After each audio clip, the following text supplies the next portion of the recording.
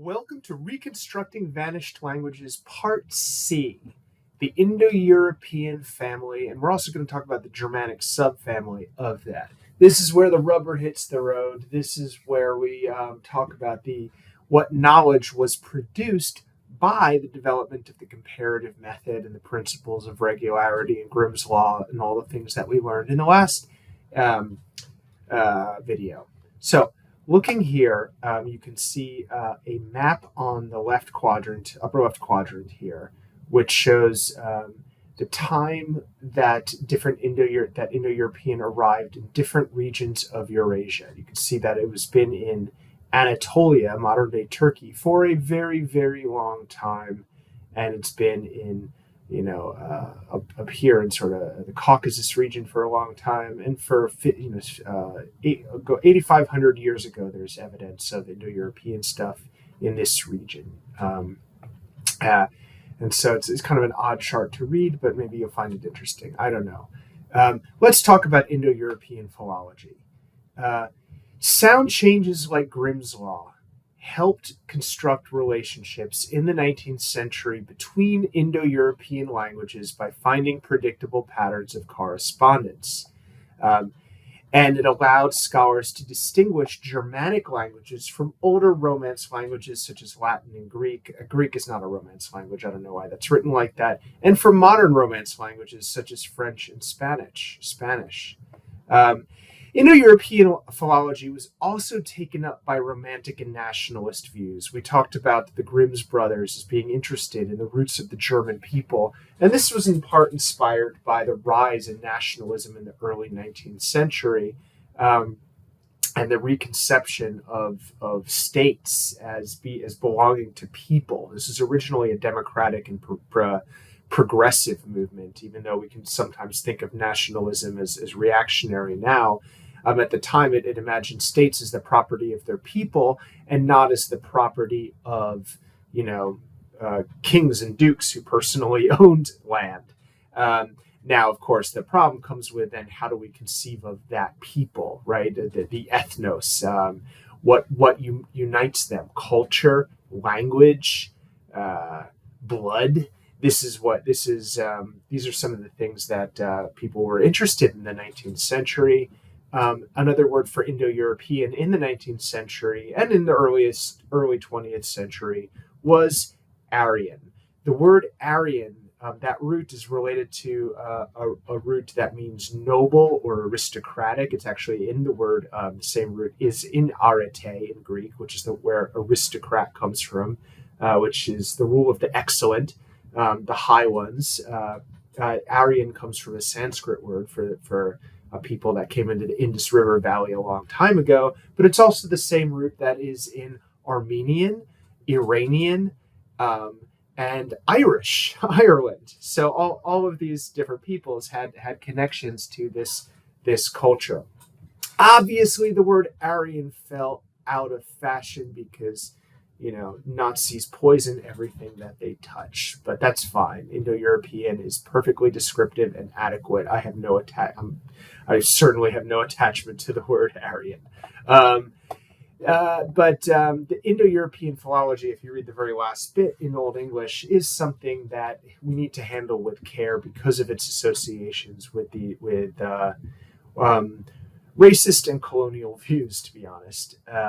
Nevertheless, it has produced a great deal of interesting knowledge about peoples who number a great portion of the population of the Earth.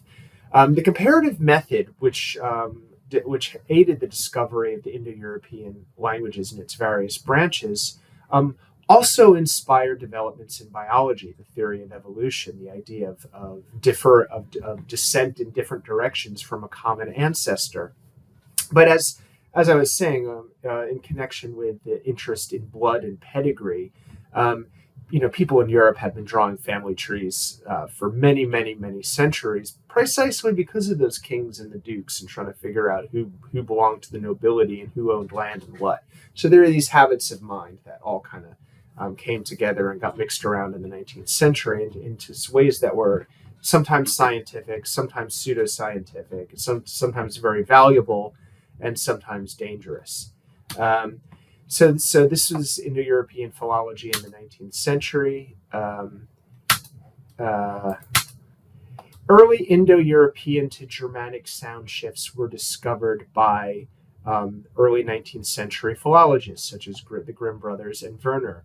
And this involved sound changes from P to F, from P to F, T to Th, K to H. Now that K to H sound change is why canis in Latin is Hund in German, and cannabis, which is now recreationally legal in Missouri here, became hemp in Germanic languages. The word cannabis and hemp both have a common ancestor. D and T we already discussed. G became K. V is how that's pronounced. BH became B. D, like a aspirated D becomes D, and G becomes G.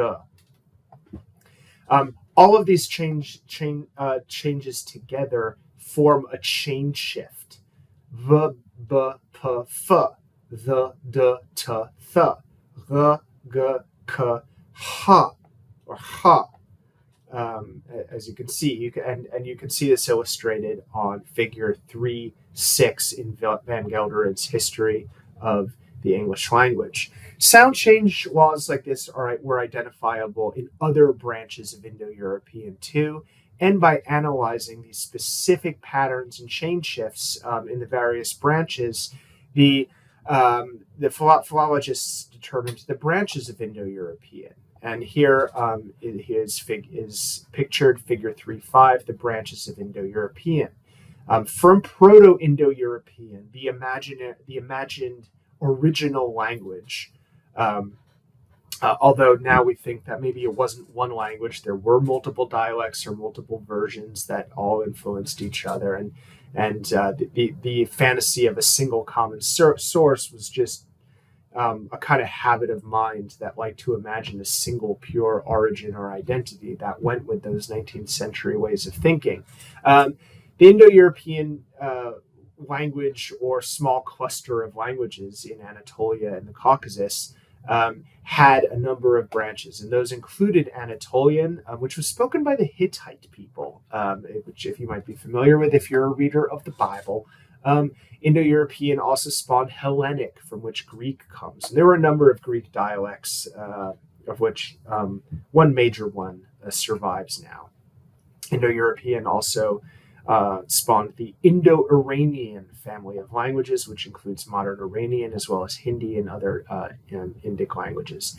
The Italic languages, the most famous Italic language is Latin. There were other Italic languages, such as Etruscan, which were basically made extinct. They were unalived, as the kids say, by the Romans, because the Romans were really good at building roads and stabbing people. And then the Romans spread out, and that one language in the Italic family became its own subfamily of Romance. The Indo-European also spawned Slavic languages and Baltic, which are closely related and sometimes grouped as Balto-Slavic languages. I once had YouTube commenters tell me that I was not recognizing that Slavic is actually the pure branch of Indo-European, and all the other versions are kind of departures or deviations from the pure Indo-Europeanness of the Slavic languages. As you can see, ethno-nationalism is alive and well in Indo-European studies, though it is not unique to Slavic nationalists. I think there's just a lot of them on the internet. Germanic, of course, is a branch, which we're going to talk in a bit. Celtic languages, which includes modern-day Welsh, Irish, Gaelic, and Breton. Armenian, Albanian, and the one extinct branch of Indo-European, Tocharian, spoken in Central and Western Asia.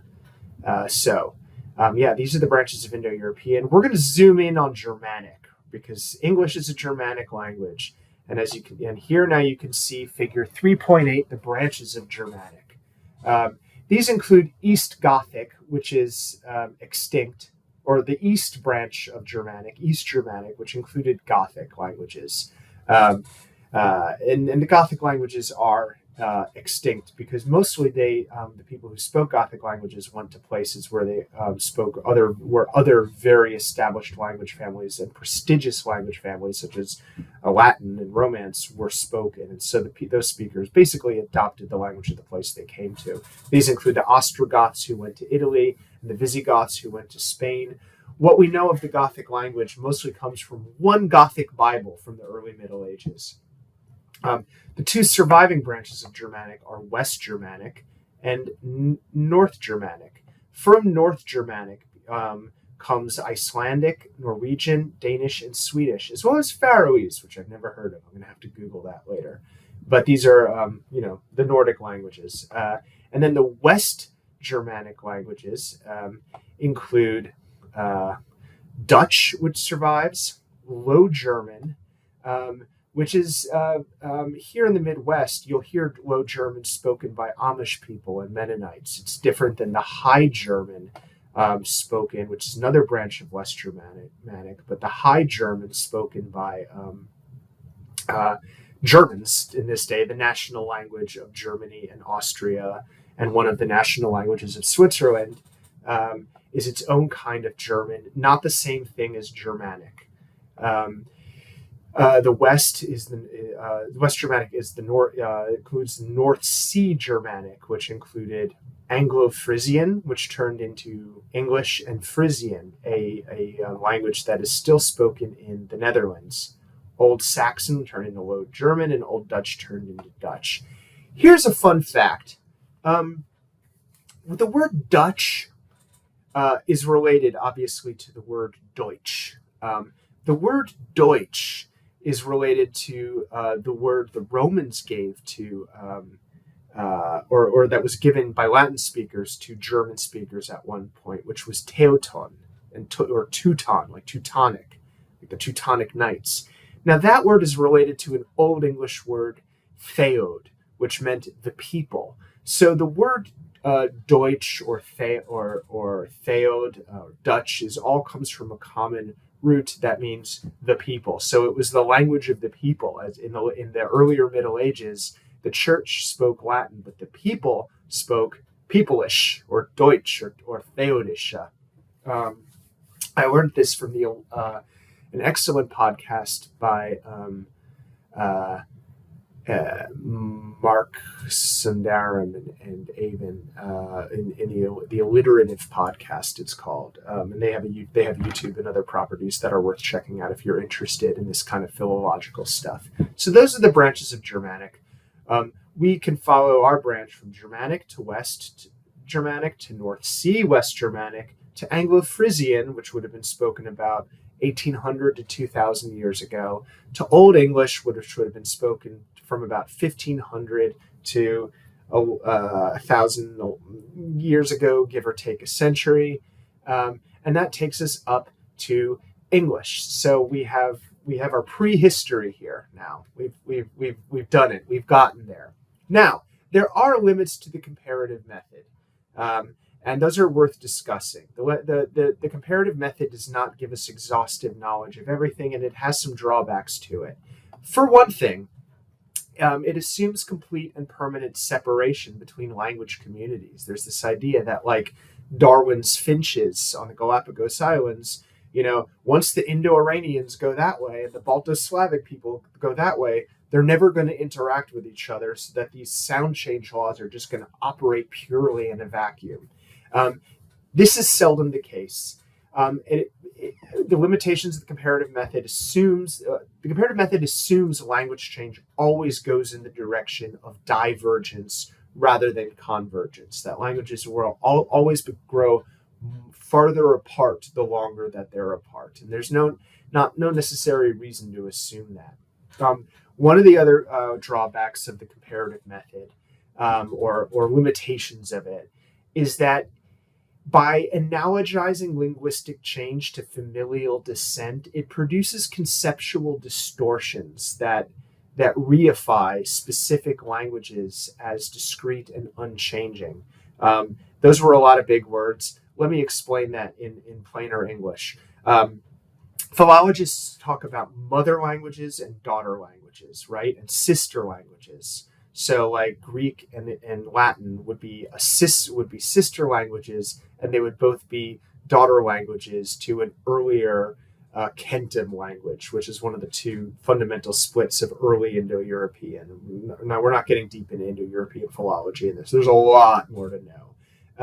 But this imagines that like an individual person has a stable, consistent identity and anatomy, that each of these languages have a stable, single, recognizable form too. And that, for example, Latin and Greek didn't have a whole bunch of different varieties and didn't even blend with each other in places like Sicily, where Italic speakers and Greek speakers lived shoulder to shoulder for centuries. And so this produces some conceptual distinctions. One of the distortions. Another one of the conceptual distortions is the idea of a language being born and dying. When does a language die?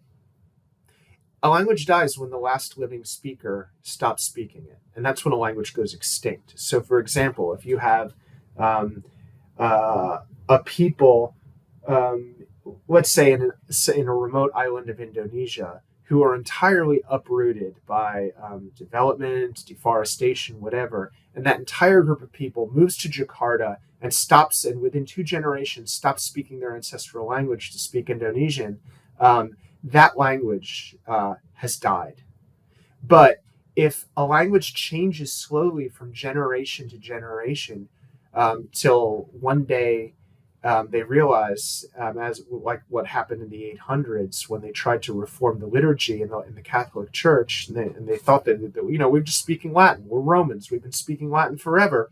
And they realized that, wait a second, now that we're really looking at this Latin stuff carefully, this is a lot different than what we're speaking now. And then they realize, oh, we better make sure people learn Latin properly. And then there's a split between Latin as she is spoke presently in the year 800 by some courtiers at Charlemagne's court, and Latin as it is performed in the Mass. And this, you might say, is when the Latin language actually died, because it stopped changing and evolving, and it became a kind of fossil that was preserved by the people who revered it. So language death is an interesting concept. Latin never died. It lived on as Spanish, French, Italian, Romanian, so on and so forth. Another problem with, and again, this connects to the other things we said already, is that languages, barring state interference, often don't have sharp distinctions, but contiguous dialects. In the year 1500, let's say, if you were to walk from Paris to Rome, from village to village, as you went from place to place, and as you woke up and wandered and slept each night, you would observe that the language changed little by little on a continuum.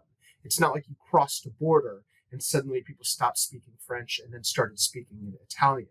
That was a product of the modern nation state enforcing what has been called the standard language ideology, which is the attempt to impose a uniform language on the people, which again comes out of 19th century nationalism.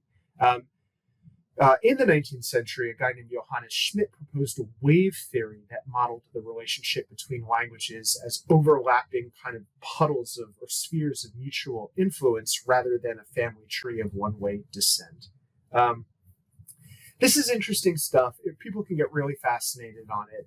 This slide here is a meme from a group called Etymology Memes for Reconstructed Phonemes, which is making fun of people being obsessed with super family theories, like we talked about in the first video. We Italians like this page because of our Altaic ancestry, a main topic here, to which somebody responded with a picture of Matthew McConaughey in the film Contact. I'm not against the comparative method. In the original, it's, I'm not against science. I'm not against the comparative method. I'm against the men who deify it at the expense of human truth. If you find this funny, you've been spending way too long thinking about this stuff. So nevertheless, even though the comparative method has the drawbacks that I discussed, it is indispensable for establishing mutual descent in languages and reconstructing common ancestors of cognate languages. We should think of the comparative method not as producing an accurate map, but a kind of schematic. It's a technique rather than a descript than an analysis. So that's it for our 3-part series on reconstructing reconstructing vanished languages. If you've managed to watch through all of this, congratulations. They tell me that young people won't watch videos that are longer than 2 or 3 minutes, but I believed in you, and you're here with me now. Thank you. I look forward to working with you more.